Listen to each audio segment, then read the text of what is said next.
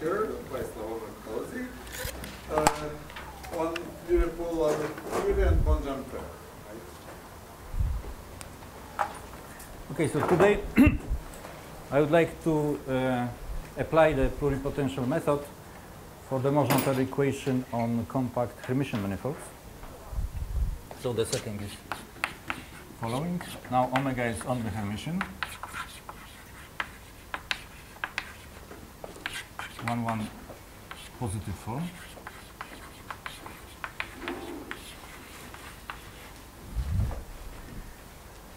As I said, we cannot quite directly apply the results of, for instance, of Bedford-Taylor, but there is a trick which allows to transfer a lot of local results. Namely, we shall consider functions which are upper semi-continuous and such that this current is non-negative. So this is our space of omega plurisuperharmonic functions. Now, as I said, since omega has no potential locally, we cannot make this as a DDC of some plurisuperharmonic function. But if we fix omega, which is charged in X, then we can easily find by pullback of from Euclidean space form, say, gamma, which is positive and Keller, defined only locally in omega, and such that gamma is bigger than our omega. Then we can write omega plus DDCU as gamma plus DDCU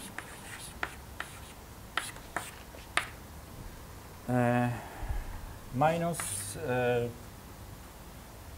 gamma minus omega.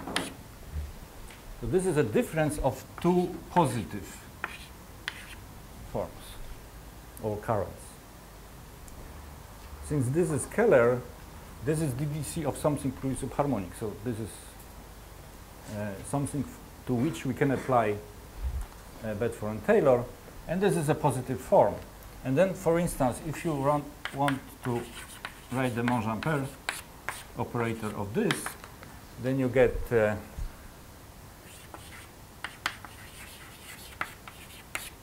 the power n minus n times this thing to the power n minus 1 wedge gamma minus omega and so on, plus and minus. So this is a combination of positive forms, and to each term in this decomposition we can apply the results of Bedford and Taylor. For instance, the definition of the Monge-Ampere operator for bounded functions, also the convergence theorem, and that's it. So those basic results follow from Bedford and Taylor theory, except for, as I said, except for the comparison principle. And for this we have to work more. And the rest of the results are you can approximate and define Monge-Ampere. Yes. Yes. Yeah. Approximation. For instance, if you want to apply the convergence theorem, you approximate U from above by smooth functions, and then you can use the convergence theorem to each term here, finally getting the result for the left-hand side. As I said, the comparison principle only holds if DDC omega is 0 and DDC omega square is 0.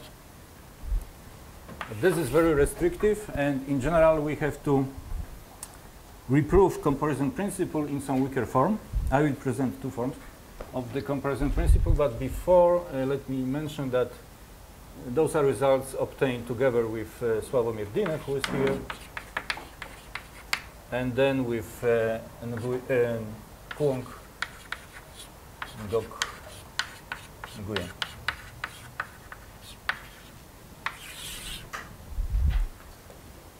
Okay, so first let me present the two versions of the comparison principle.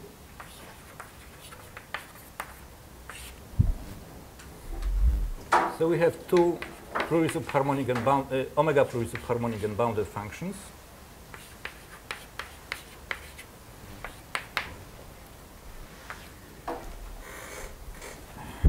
I claim that there exists a polynomial of one variable, Pn of x, polynomial of degree n minus 1, and such that, this is the essential thing, such that at 0 this is 0, and the following inequality holds if we take the difference of sublevel set of u minus v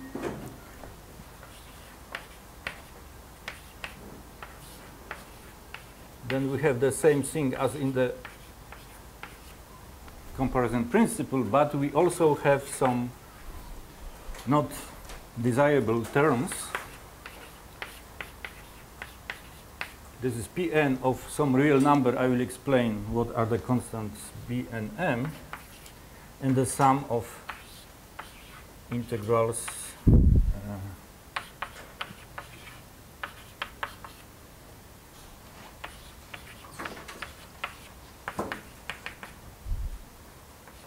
from 0 to n.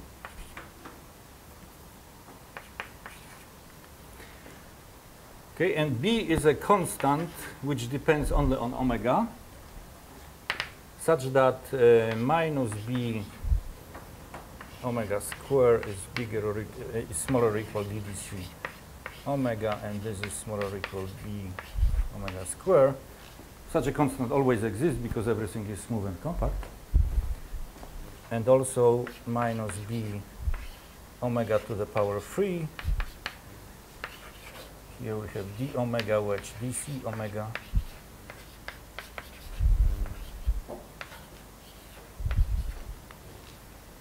Okay. And m is just the supremum over this set of the expression v minus u.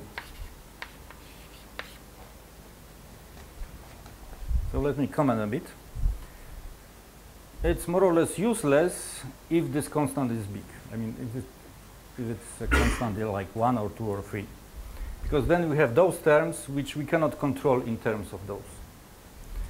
But if this constant is small, and this is when b times m is close to 0, then it can be used. So it means that if we have, say, this is graph of u and this is graph of v, then here or here it's rather useless, but close to the bottom it can be used. But this, of course, causes some technical problems.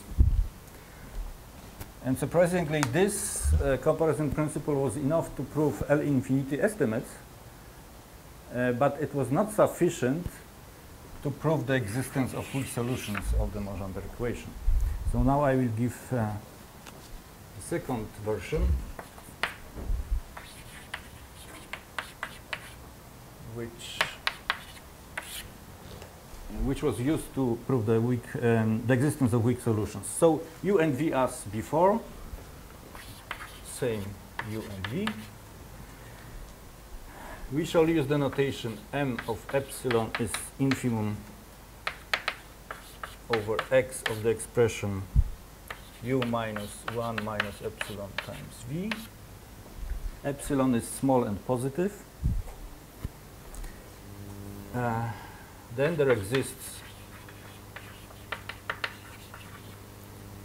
a constant c, which depends only on n, on the dimension, such that for any s in the interval, again very small interval, 0, epsilon to the power 3 over some, again some number depending on the n,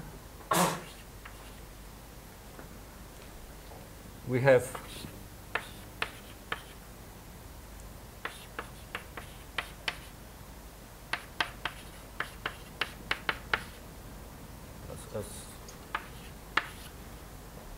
this is the set over which we integrate.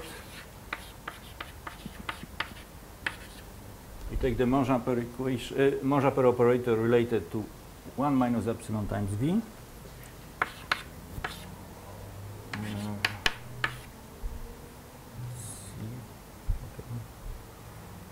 S and b. B is the same as before. Epsilon to the power n. And we integrate here over the same set. So, what is better is that we don't have those terms, but we have to perturb v. We cannot take v like in this case. We have a more complicated set here. And again, this is useful if this constant is close to 1, which means that this s must be very small. It only works for small s, and then it can be used and you gain something. Maybe I will just sketch a proof of the first version. The second version is more technical. Okay. So first we have a lemma which is a part of the original proof of Bedford and Taylor, so I will not prove it here. U and V as in the statement. We take T to be omega U1 wedge omega U2 wedge up till omega UN minus 1, where UK are bounded and omega produces a harmonic.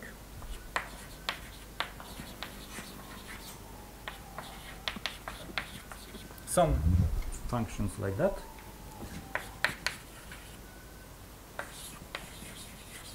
Then the dc of u minus v wedge t over the set u minus smaller than v is bigger or equal dc u minus v wedge t over the same set. Well, why this is true? You apply Stokes, and there is one more term, the boundary term. The term where when we integrate over the boundary of this set, and then we have dc of this difference, wedge t. T is a positive current, and if this is the boundary, dc points outward. And this function is negative inside and positive outside, and that's then you can compare this current with the surface measure over the boundary of omega, and you get that this term, this boundary term, must be positive. Okay, so having this lemma, we compute.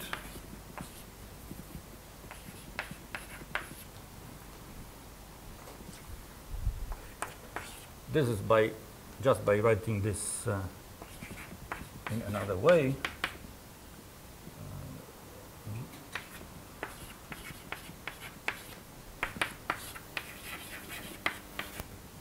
Omega v is omega plus ddc. That's it.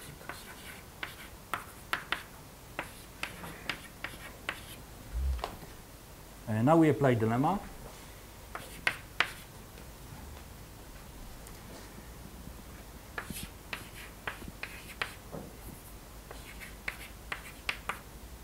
The first term is left as it was, and we apply the lemma to the second term, getting two more terms.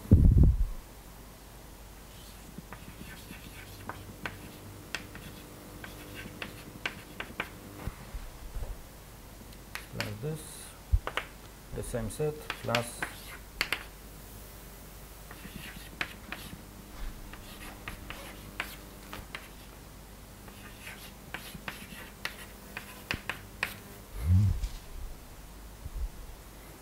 okay. Now this is equal. We take the first two terms together, and then we have omega u, like omega v to the power n minus 1. Here we switch d and dc, which just changes the sign of this guy.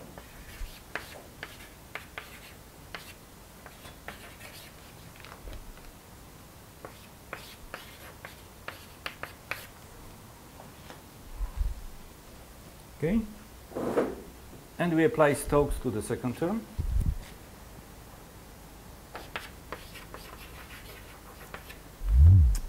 Let's go here.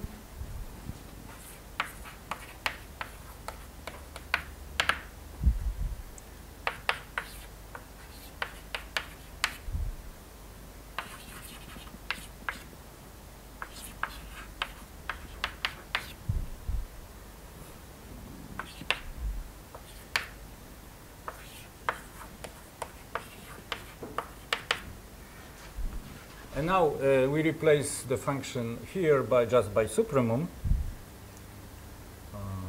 Okay.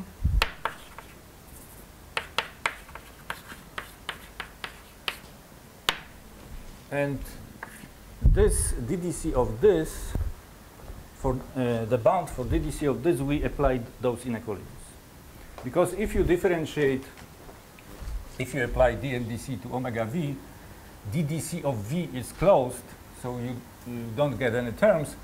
You only get terms where you differentiate omega, and differentiating omega, either you differentiate twice and you get DDC of omega, or where twice the same omega, or you have this. And those two guys are bounded by those expressions. So, in effect, we get something like this: omega square, omega v to the power n minus 2 plus omega to the power 3 omega times the constant b here. Okay, and this is just the first step. What has been done in this current, we replaced at least one omega v by either omega u or omega. And then we have to repeat it n minus 1 times.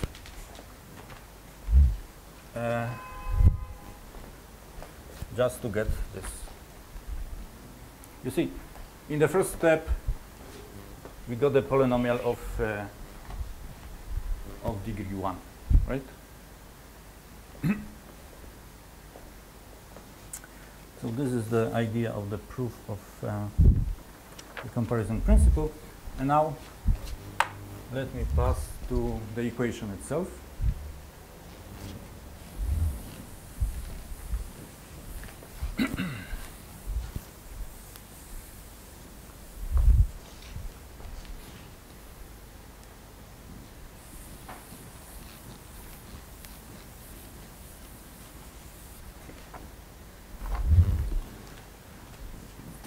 Okay, so we want to solve the equation.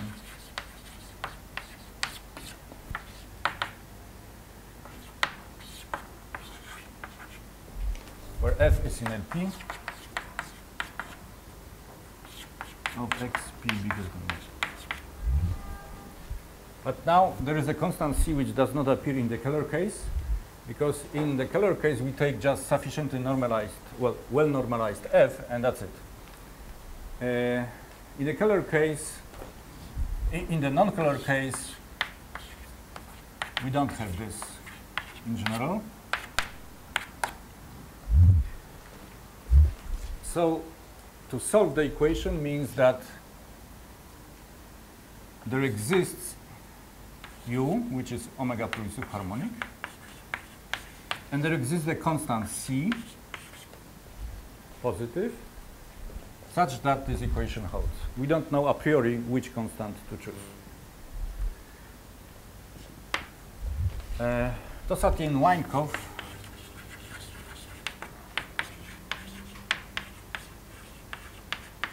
obtained the analog of Calabi-Yau theorem 6 years ago. In the smooth case, they showed this existence and uniqueness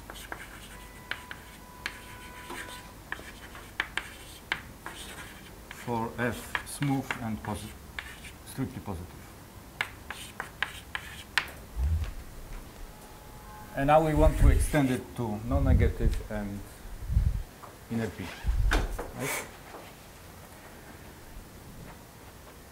Right? For the Keller case, I sketched the proof giving 3 lemmas and 1 corollary in between. So we follow more or less the same scheme.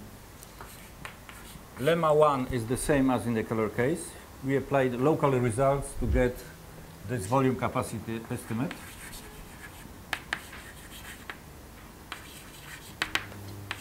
As in the Keller case.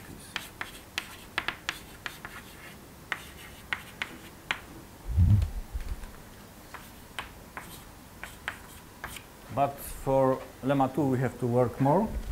First of all, we need a bit more sophisticated version. So let me state it. X is Hermitian, U is satisfying the equation. So U solution. I'll call it star. And we need one more function, which is kind of barrier in this case, which is plurisubharmonic and bounded. And we assume that the values are between minus a and 0. And without loss of generalization of generality, we can assume that a is bigger than 1. We fix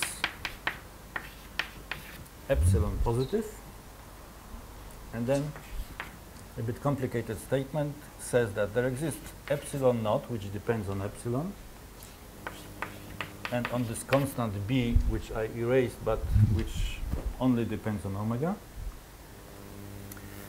and another constant c, which depends on the dimension on omega, p, epsilon, and a, on many things, such that for any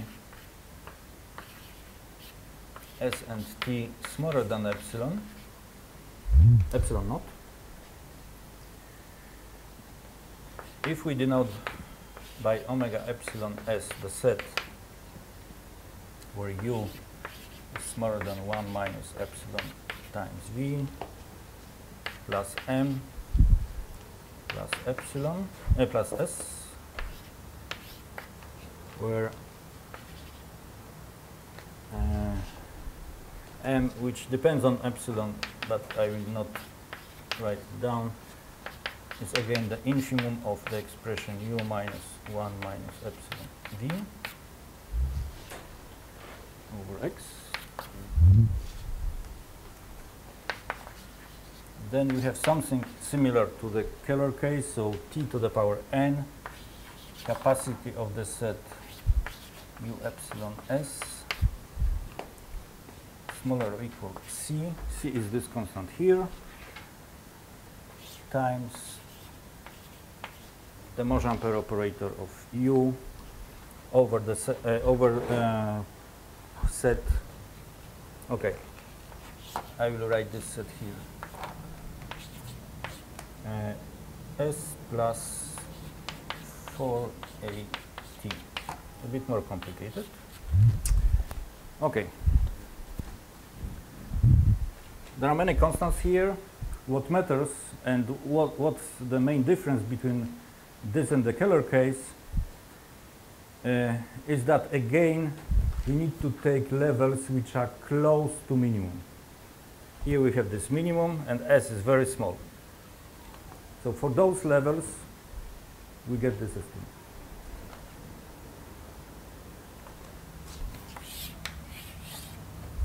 I will use it several times, so I needed to leave it here.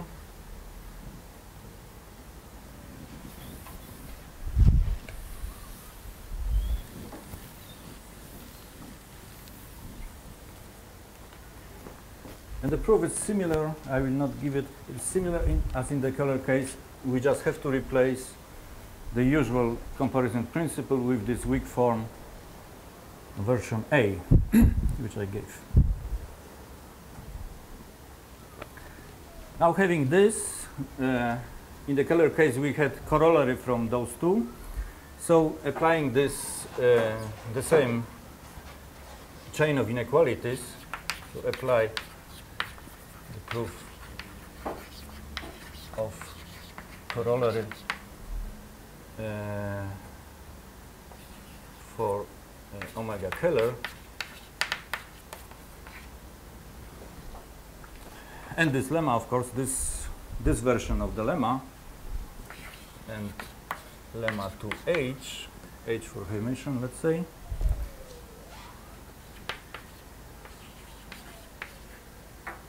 So if we do this, we obtain the following estimate: C times LP norm of F times capacity to arbitrary power. I'll just fix the power, take it 2.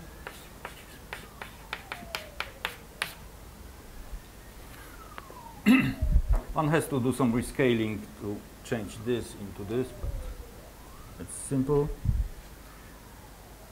So we have this version of corollary, but then we apply not exactly the Giorgi lemma, but the proof of the Giorgi lemma. So apply proof of the Giorgi to get the following estimate. For epsilon naught, which is as in the lemma here.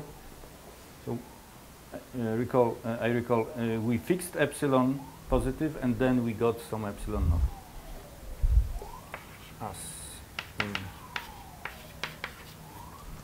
as in this lemma.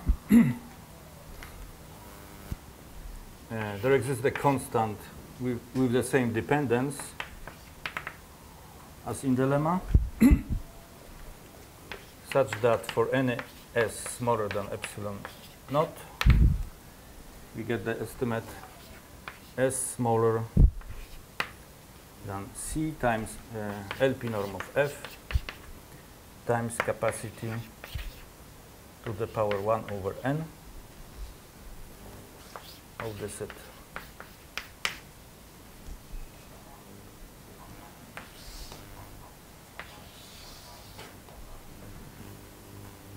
So this is what we need for what follows. And how to get, this is the main point maybe here in these estimates, how to get L infinity estimates out of this. Let's see what we have to set. Okay, the set is defined here.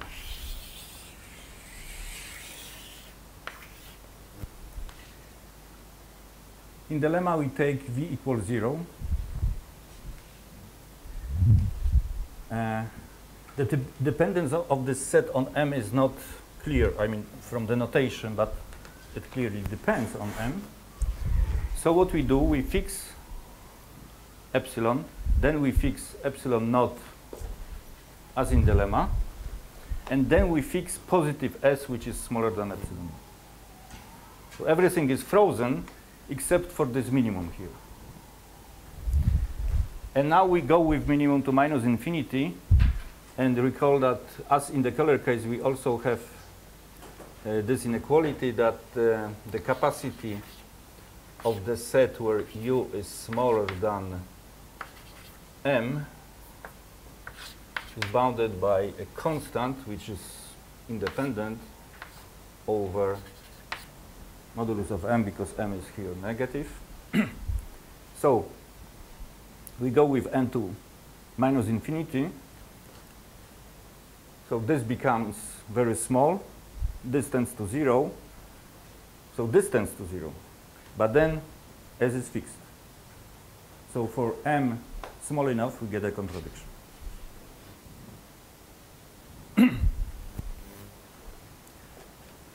Which means that this minimum cannot be too small. That's the L infinity estimate for the Keller case, for the non-Keller case. And now we pass to existence of weak solutions.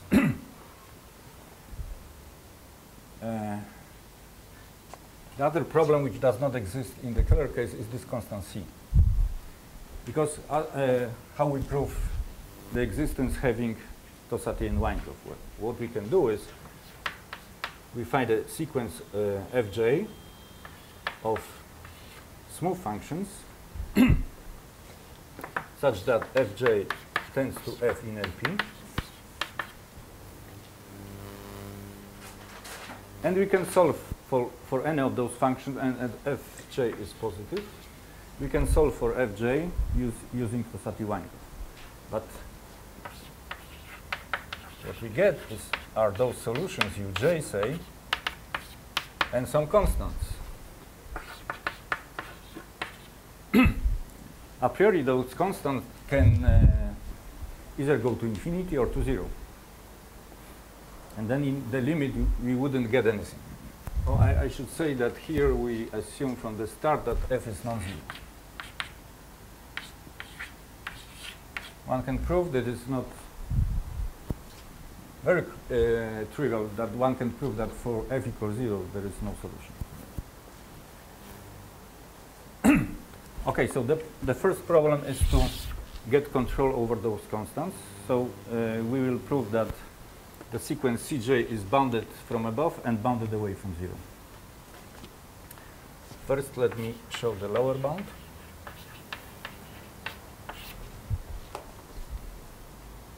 Again, we use this lemma to h with v equals 0. We fix epsilon, and then we get epsilon naught, and we fix s and t, s equal t, say, smaller than epsilon. And we denote by uj of s the set where uj is smaller than infimum of uj plus s. So we are again close to the minimum of uj on this set. And by lemma 2h, we obtain that the capacity of ujs is bounded by some constant which is independent, dependent on things but not on the functions. Cj is the constant from the equation. The norm of Fj in L1.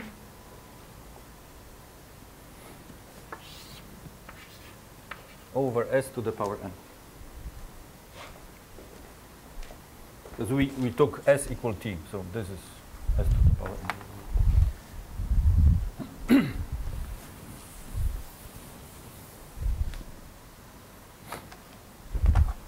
And now we use this estimate. So from the other estimate,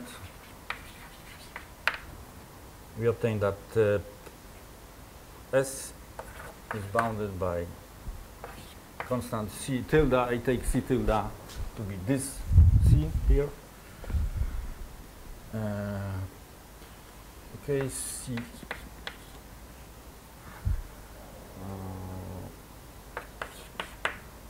No.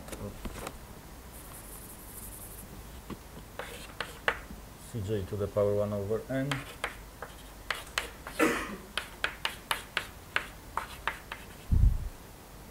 And capacity to the power 1 over n. And we combine those two inequalities in such a way that we replace this capacity here to the power 1 over n by nth root of this guy. So combining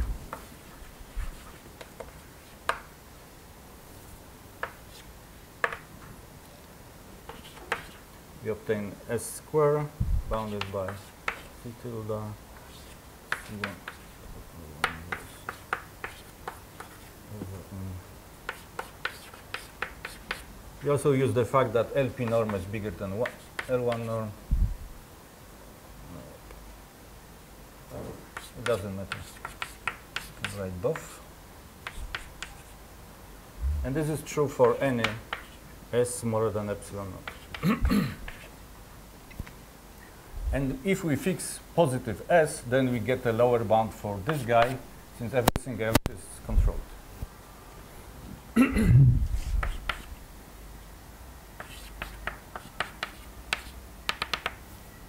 This is bigger than something positive.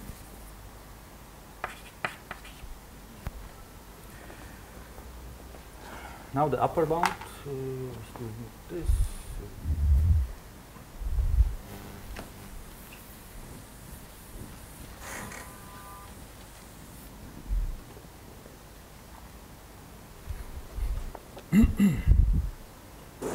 Well, we can safely assume, because we assumed from the start that f is positive, that the sequence which converges to f satisfies the inequality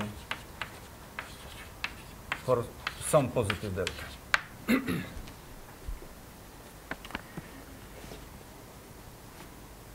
Okay, so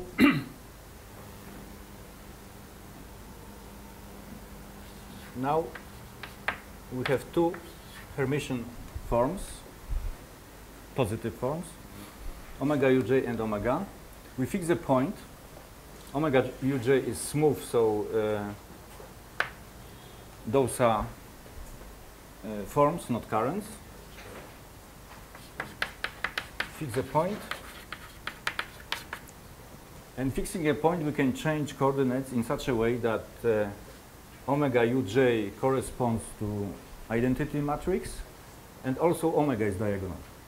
So we can diagonalize both at the same time. This is a statement from linear algebra. And then we can use arithmetic geometric means inequality. So diagonalize omega uj and omega, and use arithmetic geometric means inequality to get that omega uj wedge omega to the power n minus 1 is bigger or equal cj fj. This comes from the solution, so this comes from omega uj to the power n times omega to the power n. And therefore,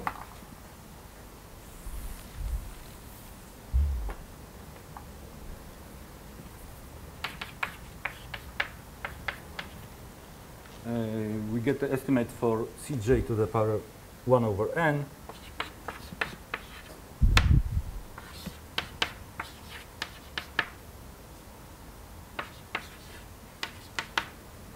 of this sort, but still here we have dependence on uj, and to get rid of this dependence we use Godushan theorem, which says that, well, for omega we can multiply omega by a function e to the power phi in such a way that the Godushan theorem says that there exists phi such that e to the power phi times omega is Godushan, which means that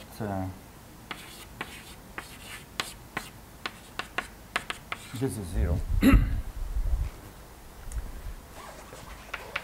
And then the integral of ddc uj wedge this guy e phi minus 1 0. So integrating by parts this integral, we are left only with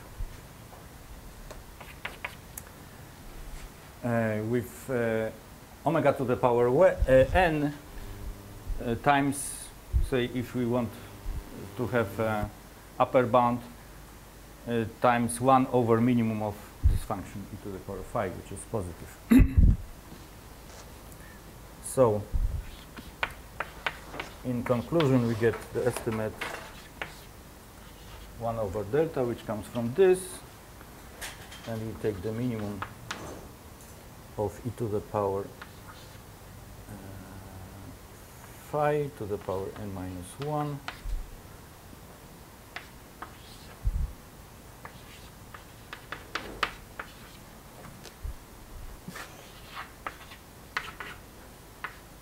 And now the right-hand side no longer depends on j. This is a fixed function, so we obtain the upper bound for Cj to the power 1 over n.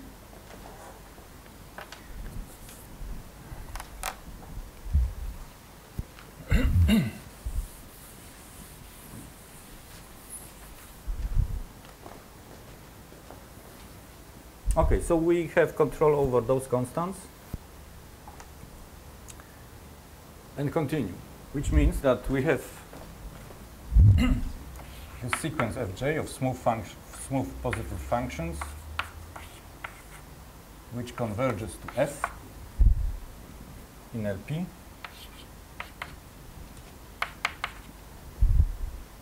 What we can do, having the control over those sequences Cj, we can assume, passing to a subsequence, that Cj is convergent to something.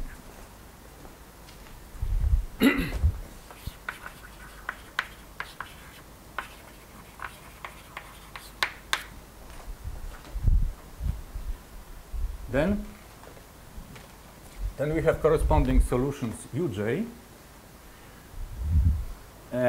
By L infinity estimate, we know that we can normalize them. So solutions Uj satisfy, say, those inequalities. Again, as here in the lemma somewhere, we can assume that A is bigger than 1. At some point this will be needed. So we have those solutions, and since we have this inequality, we can again pass to a subsequence and pick a subsequence such that Uj is convergent in L1. So again, take a subsequence such that Uj tends to some function u in L1.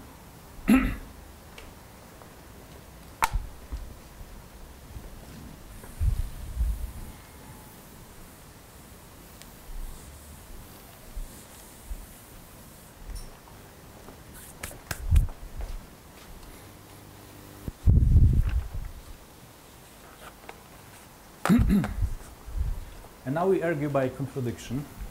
This is not yet not completely trivial. So we argue by contradiction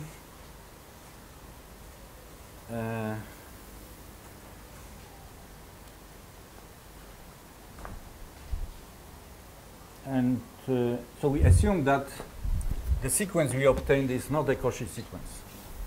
Suppose it's not Cauchy.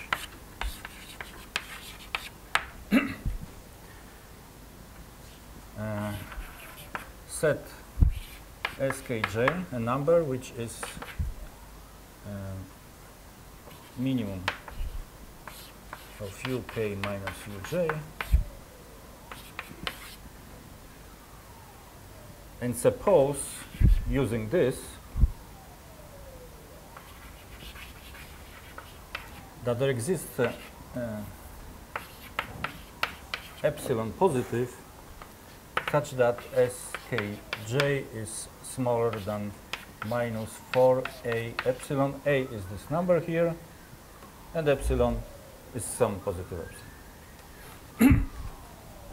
So if we had that the sequence is not Cauchy, we could find such pairs of k and j for arbitrarily large k and j. So I should write this down.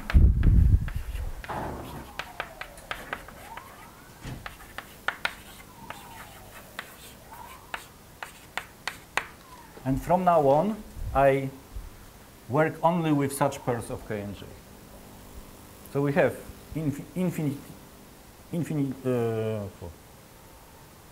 infinitely many such pairs, and from now on, I work only with such pairs of k and j. So let us consider also the numbers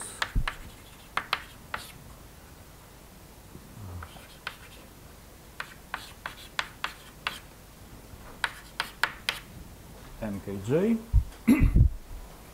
By definition of mkj and skj, they are smaller than skj. And denote by u kjs the set where uk is smaller than u minus epsilon j plus mkj plus s. Then from this inequality and this inequality, from inequalities we obtain the conclusion that this set is contained in uk minus smaller than uj minus epsilon.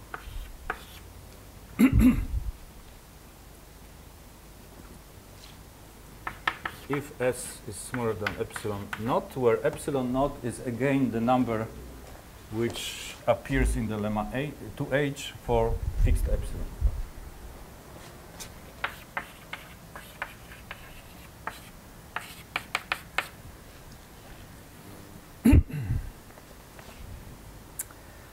Okay, now we are almost ready. Again, we apply this lemma. So by lemma 2h, we obtain t to the power n, where t is again any number which is smaller than epsilon naught. Capacity of this set bounded by c times omega k to the power n j s. This, using the equation for uk, is the same as c, and we replace this set by bigger set using this inclusion, uk minus uj bigger than epsilon, ck, fk, those come from the solution, omega to the power n, and by Helder, this can be bounded by c, ck, fk in LP, and the volume of this set here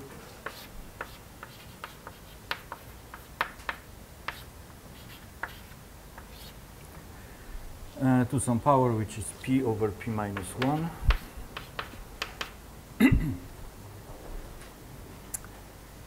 Okay.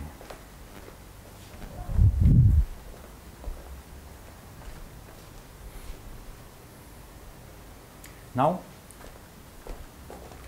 we extracted a subsequence which is convergent in L1, which means that this volume goes to 0 when the pair of k and j goes to infinity. So this goes to 0, which means that the capacity of this set must go to 0 because we can freeze t. But then we get a contradiction with this. Because s and t are frozen, capacity goes to 0, so the right-hand side goes to 0, so the left-hand side, we get a contradiction because the left-hand side is strictly positive.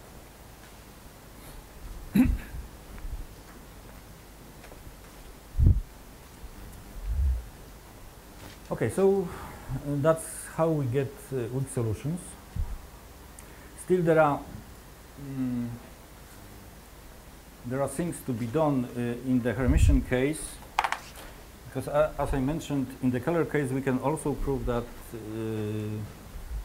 the solutions are Helder continuous, and we have quite strong stability statements. In the Hermitian case, we were able only to prove good stability statements for strictly positive. So now we take f in LP, but strictly positive. And then we get some stability statements, and from this you can infer that also Helder continuity with slightly worse exponents, but with this extra assumption that f is strictly positive. And I don't know if it is really needed or not, but things become complicated, and what are the optimal stability statements in the Hermitian case, we don't yet know. There are some open problems. Okay, thank you.